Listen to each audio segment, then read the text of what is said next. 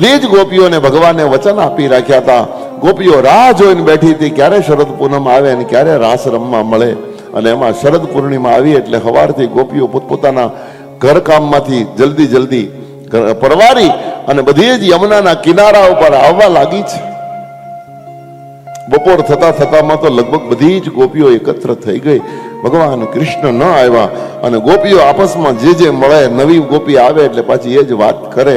અલી જ્યારથી આપણને કૃષ્ણએ વચન આપ્યું રાસ રમવાનું, ત્યારથી ન જાણે મારા હૃદયમાં એક પ્રકારની એવો પ્રેમ ઉત્પન્ન થયો કે ક્યારે શરદ પૂનમ આવે ને ક્યારે ભગવાનની સાથે રાસ રમીએ.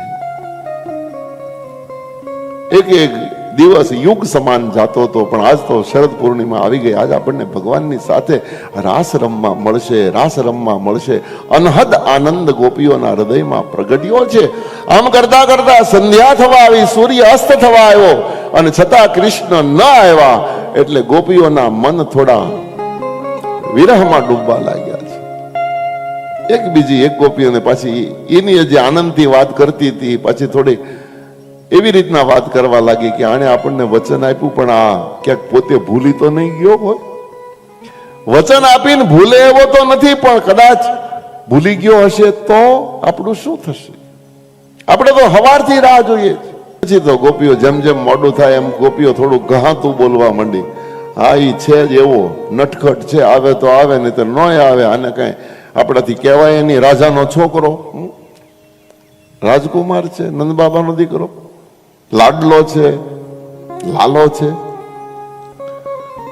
સુખદેવજી પ્રભુ વર્ણન કરતા કહે સૂર્ય અસ્ત થઈ ગયો અને સંધ્યા ફૂલી છતાં કૃષ્ણ ન આવ્યા. અને પછી ગોપીઓના હૃદયમાં વિરહની વેદના વધી ગઈ. આકાંક્ષા લઈને, ઈચ્છાઓ લઈને આવી હતી ભગવાનની સાથે રાસ રમવાનો. જાણે ગોપીઓનો મૂડ જતો રહ્યો હોય. અને એમાં ચંદ્રનો ઉદય થયો. શરદ પૂર્ણિમાની રાત્રિ હતી. પૂર્ણ કળાએ ચાંદો હજી તો કોર કાઢે. કૃષ્ણ ન આવ્યા. અરે આ નહીં આવે, આ ભૂલી ગયો. પણ ત્યાં તો દૂરથી પરમાત્માના મુખારવિંદથી અધરથી જે વેણુનો નાદ, એ અદ્ભુત વેણુનો નાદ સાંભળવા માટે માણસોની તો ક્યાં વાત કરવી, પશુ પ્રાણી અને પક્ષી પણ એક કાને થઈ જતા હતા. કૃષ્ણની વેણુ સાંભળવા માટે ગાયો એટલી બધી તલપાપડ રહેતી હતી. એટલો મધુર નાદ પરમાત્મા છેડતા હતા. ધીરે ધીરે વેણુ વગાડતા ભગવાન નજીક આવતા દેખાયા. વેણુનો અવાજ ગોપીઓના કાનમાં ગયો. ગોપીઓ સતર્ક થઈ ગઈ. હૃદયમાં આનંદ પ્રગટી ગયો. આ વેણુ આપણા કાનાની જ છે. કૃષ્ણ આવ્યો.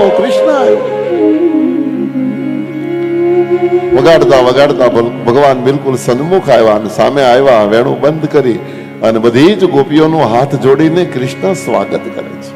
ગોપીઓ, વ્રજમાં તમારું બધીનું હું સ્વાગત કરું છું. ગોપીઓના હૃદયમાં ધ્રાસકો પડ્યો છે. કાના, એક તો તું મોડો આવ્યો અને પાછો અમારું સ્વાગત કરે છે. પોતાનાનું ક્યારેય સ્વાગત ન હોય અને કૃષ્ણ આપણું સ્વાગત કરે છે. ગોપીઓએ કીધું કનૈયા, એક તો મોડો આવ્યો અને પાછો અમારું સ્વાગત કરે છે. હા ગોપીઓ, મેં તમને વચન આપ્યું હતું ને, તમે બધી આવી ગઈ છો, પણ હું તમારી સાથે રાસ રમી શકું એમ નથી. મારાથી તે વખતે વચન આપતા અપાઈ ગયું હતું. એ વચનને હું પાછું લેવા માટે આવ્યો છું. તમે સૌ પોતપોતાના ઘરે જાઓ. એવો ઉપદેશના શબ્દો કૃષ્ણએ જાણે ઉપદેશ આપતો હોય એમ. ગોપીઓના હૃદય થડકાટ ભૂલી ગયા. ગોપીઓના હૃદયમાં એક જાતનો આઘાત થયો. ગોપીઓએ કીધું કનૈયા, તું બોલે છે? બોલે હા, હું બોલું છું. અને એ વખતે કૃષ્ણ વધારે ગંભીર થઈ ગયા. કનૈયાએ કીધું ગોપીઓ, હું મશ્કરી નથી કરતો, હું સત્ય કહી રહ્યો છું, સાચું કહી રહ્યો છું. મારાથી તમારી સાથે આમ રાત્રિના સમયે અંધકારમાં રાસ ન રમાય. પરણિત હોય એ પતિ પાસે જાય, કુંવારી હોય એ માતા પિતાની સેવા કરે, પરણિત પતિ પોતાના પતિની સેવા કરે. જાઓ, બધી જતી રહો. અને તમારા માટે સારું નથી, શોભાસ્પદ નથી. પર પુરુષની સાથે રાસ રમવું એ તમને શોભાસ્પદ નથી. જાઓ, જતી રહો. ઉપદેશના શબ્દો ઓર કઠોર થયા. ગોપીઓના હૃદય વલોવાઈ ગયા અને એ ઉપદેશના શબ્દો આપતો આપતો કૃષ્ણ ગોપીઓના વૃંદની વચ્ચેથી અદ્રશ્ય થઈ ગયા. ભગવાન દેખાતા બંધ થઈ ગયા અને વિરહની વેદના ઓર વધી ગઈ છે. વિરહાતુર ગોપીઓ કનૈયાને ગોતવા લાગી. અંધકાર હતો, ચંદ્ર હજી બરાબર ઉગ્યો નથી, સૂર્ય અસ્ત થઈ ગયો છે, હજી કઈ દેખાતો નથી. ક્યાં ગયો, ક્યાં ગયો, ક્યાં ગયો? ચારે બાજુ ગોપીઓ દોડી વળી છે. આ બાજુ ગયો હશે, આ બાજુ ગયો હશે, આ બાજુ ગયો હશે. અરે આપણી વચ્ચે તો હમણાં હતો, ઘડીકમાં ક્યાં જતો રહ્યો? કનૈયા જ્યાં પણ છુપાણો હો, જલ્દી બારો નીકળ, જલ્દી બહાર આવ, જલ્દી બહાર આવ, પુકારો ગોપીઓ કરે છે. પણ ક્યાંય કૃષ્ણ મળતા નથી. અને કૃષ્ણ નથી મળતા એમ ગોપીઓની વિરહની વેદના ઓર વધતી ગઈ છે. વિરહની વેદનામાં ગોપીઓના આંખમાંથી આંસુની ધારાઓ પણ વહેવા લાગી છે. અને રડતી રડતી ગોપીઓ, વિરહાતુર ગોપીઓ પછી તો પાગલની જેમ કૃષ્ણને ગોતતી હતી. એક મહાત્મા તો બહુ સુંદર કથા કરે કે રસ્તામાં વૃક્ષ આવે ને વૃક્ષને પૂછે છે, એ તુલસી, એ ચંપા, એ જાસવંતી, આ રસ્તે ક્યાંય કાનાને જોતો જોયો? અમને ખાલી રસ્તો આ બાજુ ગયો એમ કહે તો અમે દોડીની દિશામાં એને પકડી લઈએ. વૃક્ષોને જયારે પાગલ થઈને ગોપીઓ પૂછતી હતી ત્યારે બીજી ગોપી પાછી એને આવીને કે આટલા આટલા નાના નાના છોડવાને પૂછીને એને ક્યાંથી દેખાય? આ મોટા ઊંચા ઝાડ છે એને પૂછને તો એને દૂર સુધી દેખાતું હોય. ઊંચા ઝાડને પૂછે. ગોપીએ જયારે સલાહ આપી ત્યારે ઓલી ગોપી રોવા માંડી. રોતી રોતી બોલી કે ઊંચા બધા ઈ પુરુષ જાતિના છે અને આ બધા આપણી જાતિના છે. સ્ત્રીની વેદના તો સ્ત્રીને જ ખબર હોય, પુરુષોને એની વેદનાની શું ખબર પડે? અને આખર તો એની જાત વાળા ને, ઈ ભાડે તો આપણને સાચું થોડા કે, ઈ એની વાળા, ઈ આપણને હાસું ન કે. એટલા માટે હું મોટાને પૂછતી નથી. વિરહાતુર ગોપીઓ એકત્ર થાય અને મુક્ત કંઠે રુદન કરતી કરતી પોકાર કરતી હતી. પણ એમાં એક ગોપીને એટલો બધો પછી તો ગુસ્સો આવ્યો છે. ગુસ્સામાં ભગવાનને ધમકી આપી બેઠી. ભગવાનને કીધું, એ કનૈયા, બહુ થઈ ગયું, હવે તને બહુ ગોત્યો, મળતો નથી, મને ખબર છે ક્યાંક તું છુપાણો છો. પણ હવે જ્યાં પણ છુપાયો હો, જલ્દી બારો આવ, જલ્દી પ્રગટ થા, નહીતર અમે બધી હમણાં જીભ કરડીને અમારા પ્રાણને કાઢી નાખશું. કનૈયા, તારા મનમાં ખોટો વેમ હોય તો વેમમાં નહીં રહેતો. તું કદાચ તારા મનમાં એવું ધારતો હોય કે આયુષ્યના દોરને પૂરો કરવો પડે, હમણાં તારા દોરને ફીંડલું વાળીને તોડી શકીએ છીએ. અમારા પ્રાણને આ ઘડીએ કાઢી નાખીએ, મરી જઈશું. મરવાની ધમકી જયારે ગોપીઓએ આપી, અદ્ભુત એક મહાત્મા બહુ સુંદર કથા કરે. આકાશવાણી થઈ અને કૃષ્ણએ ગોપીઓને કીધું, ગોપીઓ, મરવાનો પ્રોગ્રામ કર્યો હોય તો પછી એક કામ કરો, બધી એક સાથે મરી જાઓ. પ્રોગ્રામ જ કર્યો હોય તો પછી જયારે પાછા મળશું ત્યારે હિસાબ કિતાબ સમજી લેશું. એક કામ કરો, બધી એક અરે ગુજરી જાઓ, મરી જાઓ. મરવાની છૂટ આકાશવાણીથી પ્રભુએ આપી. અને શબ્દો સાંભળતા ગોપીઓ રહ રહ રોતી રોતી આકરંદ કરતી કરતી જે કૃષ્ણને જવાબ આપે છે, કનૈયા, મરવાનો પ્રોગ્રામ હતો પણ તું છૂટી આપે છે એટલે હવે અમે પ્રોગ્રામ માંડી વાળ્યો, હવે અમે નથી મરવું, હવે અમે નહીં મરીએ. કૃષ્ણ હસી પડ્યા. કૃષ્ણએ કીધું, કાં ગોપીઓ, હમણાં તો ધમકી આપતી હતી, મેં મરવાની છૂટ આપી એટલે પ્રોગ્રામ ફરી ગયો. શું થયું ગોપીઓ? મરવાનો પ્રોગ્રામ માંડી શું કામ વાળ્યો? પણ એ ગોપીઓએ જવાબ આપ્યો છે. ગોપીઓએ કીધું, કાના, હમણાં મરી જઈએ, મરવું એ અમારા માટે કોઈ મોટી વાત નથી, પણ અત્યારે જો મરીએ ને તો ભવિષ્ય કવિઓ, કથાકારો કથા કરતા કરતા વ્યાસપીઠ પરથી એમ કહેશે કે કૃષ્ણના વિરહમાં ગોપીઓ મરી ગઈ હતી. એ ત્યારે પ્રભુ તારા નામને કલંક લાગે. શ્લોકોથી ગોપીઓએ ગોપી ગીત ગાયું છે. અદ્ભુત ગીત છે, અદ્ભુત ગીત છે. આંખમાંથી આંસુ વહેતા હોય, હૃદય પરમાત્માની મુલાકાત ઝંખતું હોય અને પછી જે શબ્દો નીકળે એને ગોપી ગીત કહેવાય છે. એ પ્રભુ, એ જગતના નાથ, જ્યારથી તારો પૃથ્વીના ઉપર પ્રાદુર્ભાવ થયો ને ત્યારથી અમારા વ્રજમાં વૈકુંઠની માલકીની ભગવતી લક્ષ્મી વ્રજમાં આવીને શયન કરી ગઈ છે, વ્રજમાં આવીને સૂતી છે. જયતિ તે અધિકમ જન્મ નામ વ્રજ. શ્રયત ઇન્દિરા, શ્રયત એટલે સોની, ઇન્દિરા એટલે લક્ષ્મી. શાશ્વત, કાયમ માટે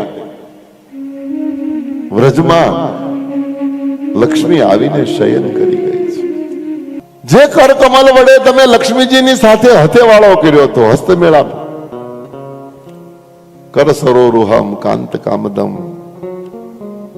ઈ કર જે જમણા હાથે તમે લક્ષ્મીજીની હારે હસ્તમેળાપ કર્યો તો ઈ હાથ અમારા મસ્તક ઉપર પધરાવો અને અમારી વિરહ વેદનાને શાંત કરો પ્રભુ. અને ત્રીજી માંગણી મૂકી છે, વલ્ગુ વાક્યયા બુધ મનોજ્ઞયા પુષ્કરે ક્ષણમ.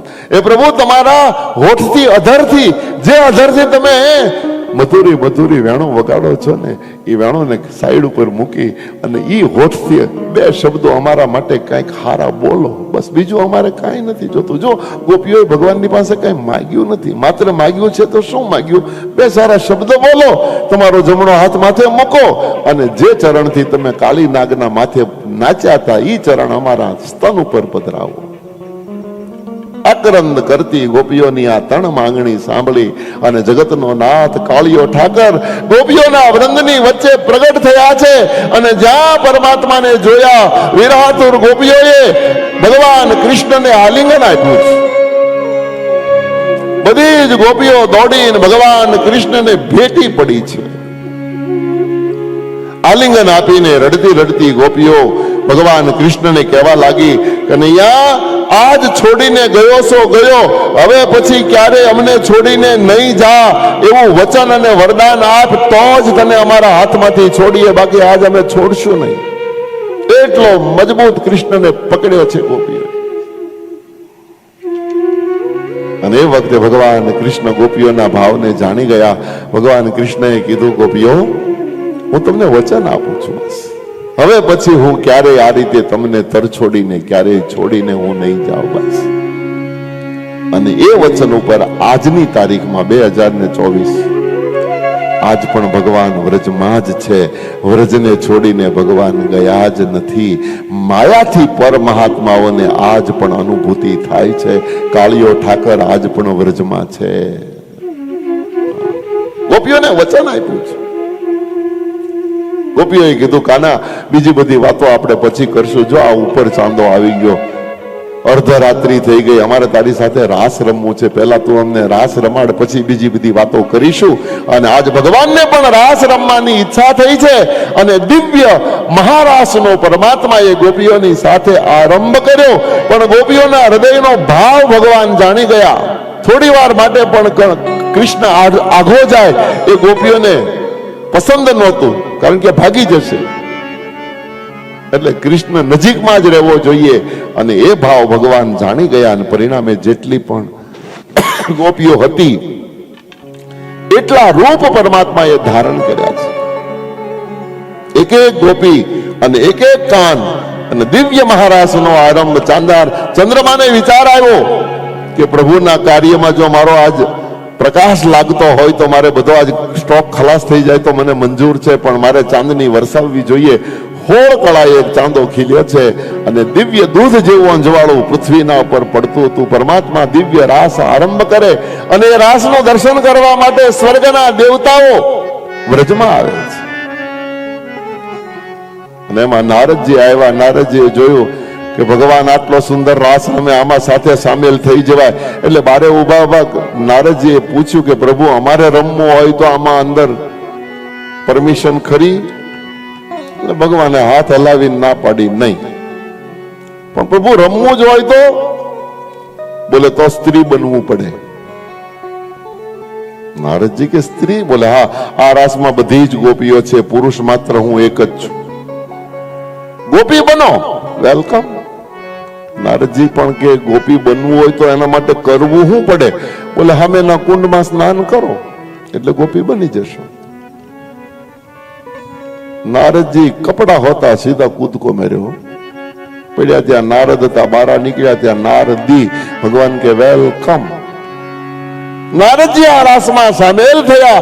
બ્રહ્માજી આવ્યા. બ્રહ્માણી તો ગયા, સાવિત્રી નામ છે, પણ બ્રહ્માની એટલે બ્રહ્માણી તરીકે આપણે એને ઓળખીએ. હકીકતમાં એનું નામ સાવિત્રી છે. સાવિત્રી દેવી તો સામેલ થઈ ગયા, પણ બ્રહ્માજીએ નારદને પૂછ્યું કે મારે આવવું હોય તો બોલે પિતાજી ડામર રોડ કરાવવો પડે, દાઢી વાળાનું આમાં કઈ કામ નહીં, હજામત કરાવવી પડે. બ્રહ્માજી કે આ તો પાછી ઉગશે, આમાં ક્યાં ખાતર વાવવું છે? બોલે સામેના કુંડમાં પડો. બ્રહ્માજી પડ્યા ત્યારે બ્રહ્માજી બહાર નીકળ્યા હતા, ડામર રોડ. બ્રહ્માણી બની બ્રહ્માજી, જો આપણી ગુજરાતી ભાષાની મજા છે. બ્રહ્માજી બ્રહ્માણી બની ગયા ને ઇન્દ્ર મહારાજ ઇન્દ્રાણી. હકીકતમાં એનું નામ સચી દેવી છે, પણ આ ઇન્દ્રાણી એટલા માટે, સચી દેવી તો રાસમાં આવી ગયા હતા, પણ ઇન્દ્રાણી બનીને ઇન્દ્ર આવ્યો હતો એટલા માટે એનું નામ ઇન્દ્રાણી. બ્રહ્માજી બ્રહ્માણી બનીને આવ્યા હતા એટલા માટે એ બ્રહ્માણી. બ્રહ્મા અને ઇન્દ્ર પણ આ રાસમાં સામેલ થઈ ગયા અને કૈલાસમાં બેઠેલો ભોળોનાથ ઉતાવળો થયો. એને પાર્વતીને કીધું, હે પાર્વતી, આ બધા જો ત્યાં પહોંચી ગયા, મારા પ્રભુએ રાસ આરંભ કરી દીધો અને હજી આપણે કૈલાસમાં બેઠા છીએ, ચાલ જલ્દી. અને એ વખતે પાર્વતીએ ડોળા કાઢીને શંકરને કીધું કે આપણે કઈ ત્યાં જવાનું થતું નથી, આપણે બેઠા બેઠા બરોબર છે, જોયા કરો, આપણે કઈ જવાનું નથી. તમને કઈ રાસ રમતા આવડે નહીં, નાજીને ખોટો હલ્લો ફલ્લો કરવો, ખોટા ડિસ્ટર્બ કરવા. અને વાતે હાજી, શંકર કોઈથી રાસ રમ્યા નથી. તાંડવ કયો તો મારો મહાદેવ અડધી રાતે ત્યાર, પણ એને તમે રાસ રમવાનું કયો તો. પણ આજ ભગવાનની સાથે રાસ રમવા માટે મહાદેવજી ઉતાવળા થયા અને ભગવાન શંકર કૈલાસમાં તૈયાર થયા છે. અદ્ભુત. એક જરાય ન પડી. ઓલી માથે જે જટા બાંધી હતી ને એ પાછળ બાંધી હતી, અને સુંદર ગજરો, હાર અને નવા નવા દાગીના જે પાર્વતીને હમણાં કઈક પિયર થી લઈ આવી હતી, અને ડિઝાઇન તો રોજ નવી નીકળે. એ બધા જ હાથના, પગના, ગળાના, નાકના, કાનના બધા દાગીના ભગવાન શંકરે ધારણ કર્યા અને સુંદર ગજરો નાખ્યો, સુંદર સાડી પહેરી અને ઠુમક ઠુમક ઠુમક ઠુમક મહાદેવ.